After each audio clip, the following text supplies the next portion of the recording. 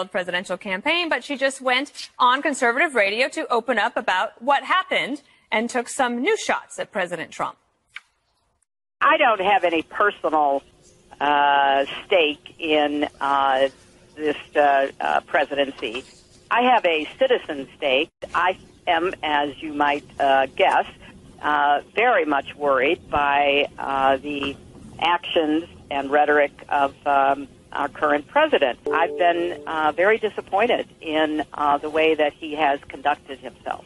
She went on to suggest to Hugh Hewitt that racism in America has become more politically acceptable in the Trump era. I think there has proven to be more white supremacists and white nationalists than I wish there were in our country, as we saw tragically in Charlottesville and other places. And they have made common cause with the president's agenda out of their own mouth, that he is someone that they are counting on to promote it. All right, Greg, it's your lucky day. We start another show with Hillary Clinton. I can't get enough of her. Also, I love how conservative radio used to go after liberals. Not anymore. You notice that? Well, they don't go on. They don't, don't go on. That's what made this news. For her to go on with Hugh Hewitt is outstanding. But you know what? It's identity-driven politics that were created, helped create by her cynical campaign that led to a lot of this divisiveness. But she's swimming in what's called the big pool fallacy.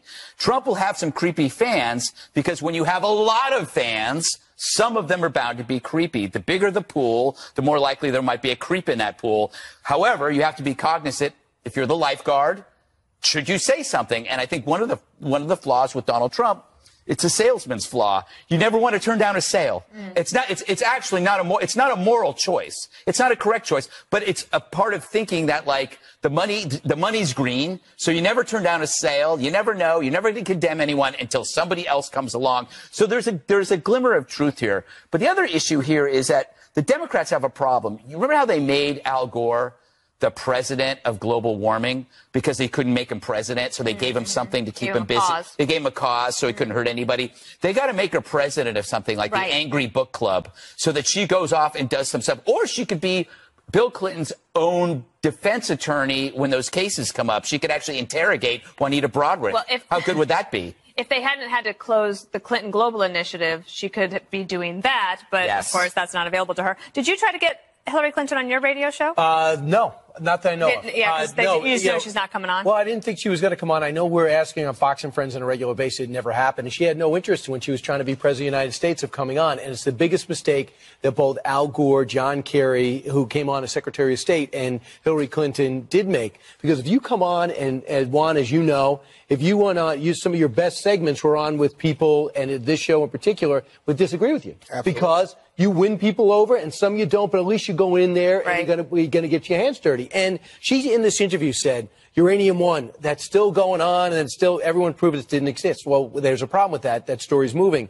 And he goes, the problem with my emails, they made it the #1 story. It shouldn't have been. Well, the problem is there was a lot there, but you didn't go in and attack it. You know what she did? And admitted it in this interview. I didn't even listen, nor did her staff. How do you know how to fight an uphill battle or win over independents if you don't know what the other side's even doing? Well, I think this is a real shortcoming for Democrats. I mean, imagine the kind of flack I get being on Fox. But they don't have, that's true too.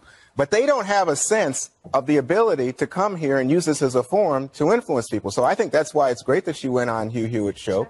And I think that it's very important that you have sufficient respect for people, even if you disagree with them, to talk with them. Well, and also because people do, I would love to have her on the Daily Briefing, in case you're watching, Hillary. But if you come on a place where you aren't necessarily going to be guaranteed a warm reception, and you're pleasant and you try to make a couple of good points, that the viewer will say, well, that was good. Like, that was nice. She was kind. She was fine, whatever. And unless it's a total train wreck. No, and I mean, appreciate the upside there. If you believe in yourself and you're confident in what you have to offer, that you're a great candidate, that you have ideas that are compelling, that would resonate with the American people, then why wouldn't you take a chance and get in the ring and go into a forum where you might be able to reach some of those crossover or swing voters or people independents that might say, you know what, I think I feel more certain going with somebody like her.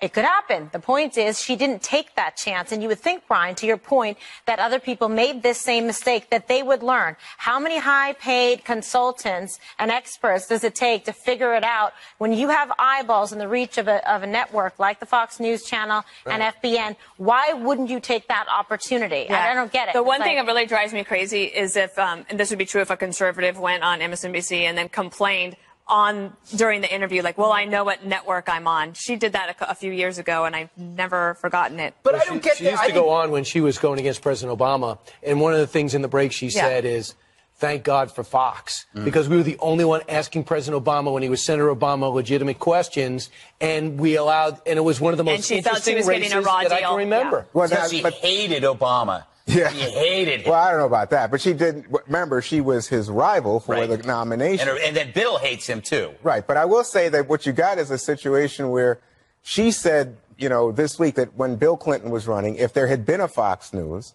that he wouldn't have been able to win because Fox News is so partisan. And I think I've heard from Obama the same thing, that Fox News just pillories him, just attacks him and stops him. He won, though, twice. Well, no, I'm talking about the legislative agenda. That Fox News just makes him into this ogre, right?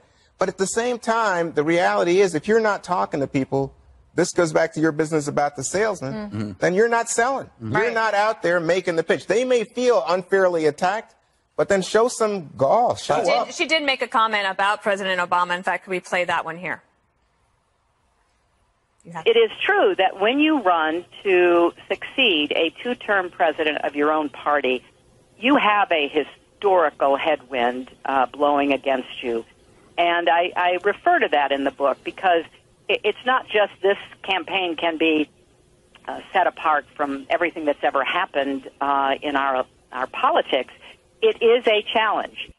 Do you know what the problem is with this? What? Permission to speak, Dan. I'm sorry. Yes, go ahead. Free fall. This is a free for all. He says it's hard. She says it's hard to run as an agent of change when you come following someone like President Obama from your party. You know what you have to do?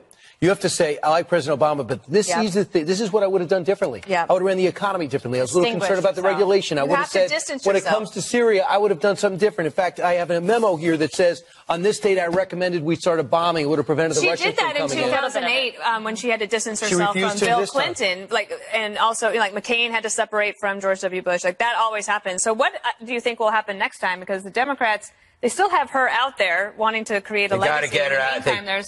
They got to send her somewhere. Too bad they got to send her. Did you see that in the interview? She said no one that is thinking about running in 2020 has reached out to her for advice. I know, and also shame. She also said that she doesn't think she could be friends with Donald Trump anymore.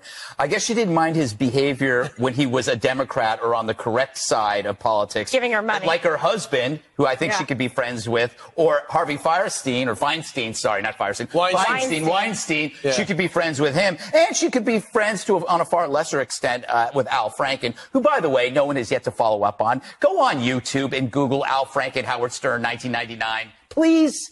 Oh, yeah. They did with Trump. They were all over the Trump side. Go to Trump. There is an interview there waiting to be discovered. But see the difference? They did it with President Trump. They're all over, but they're not doing it with Al Franken. This one has a victim that's no one's. Well, let's go back for a second to Hillary's interview with Hugh Hewitt. Yeah. Because I think there are two things that were interesting to me. One is she says, guess what? The child health care insurance program, that Trump is just letting it. Yeah, Trump is just letting it linger and die, and it's going to die. But the Congress is supposed to take that up before December. But he, as the president, has some authority here, some voice, and he has said nothing in support of a program that will lead people, as she said, kids with diabetes and other illnesses to suffer. I think that's wrong. Second thing, Trump this very day retweets something that says Hillary is a corrupt blank. What is wrong with him? No, that's actually, that's what he does. We've accepted this. What about Paul Manafort's house arrest? That's what I wanted to get to. We only have a minute left. Well, I'll say it real quick. He's under house arrest, which, by the way, everybody should want to be under house arrest. An excuse not to go to somebody's piano recital. It's your dream. And also, it's your dream. But the real punishment is he's not allowed to drink during it. Right. No, well, I don't know if he's not allowed to. No, I think that's that because he's getting a limited release from house arrest to travel on the condition he doesn't drink. That he doesn't drink. Wow. Forget it. I'll take house arrest. Can he smoke? Can he smoke? I might take up smoking if I had to do that. No, not you. Wow, what a role model you are. Absolutely not. are such a role I'm not model. going to be Take it. pounds or Dana Take Brito it back. disgusts me. Take it back. All right. You shouldn't say what she was smoking. It could be some kind of like herbal cigarettes, cloves. Oh, even. no, cloves. Right. Those were big back in the day. Tonight, some thoughts on this eve of Thanksgiving. It's supposed to be a holiday dedicated to our families, our friends, and the ties that bind. It's a holiday where gratitude should, above all else, be placed front and center. But the reality is that in recent years, it's become something far different, a holiday that's been tarnished by never-ending sales on flat-screen TVs, appliances, all manner of jewelry, forcing folks to spend time waiting in line, sometimes for days, instead of cherishing the time they have with their families.